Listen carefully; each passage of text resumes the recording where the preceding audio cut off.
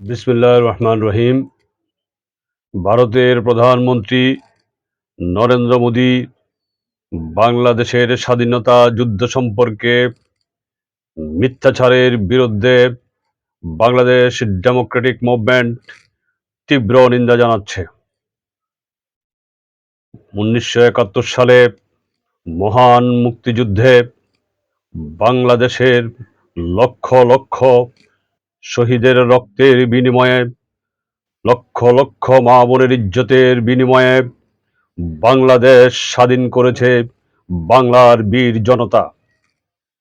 কিন্তু অত্যন্ত ন্যক্কারজনকভাবে ভারত স্বাধীনতার শুরু থেকেই মিথ্যা তথ্য, মিথ্যা উপাত্ত উপস্থাপন করে আমাদের এই বিজয়কে বিতর্কিত করার চেষ্টা করছে বারবার।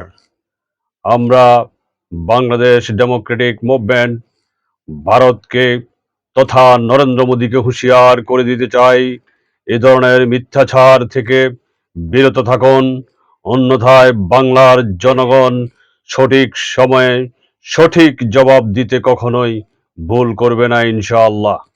আল্লাহ হাফেজ। বাংলাদেশ জিন্দাবাদ। বাংলাদেশ ডেমোক্রেটিক মুভমেন্ট জিন্দাবাদ।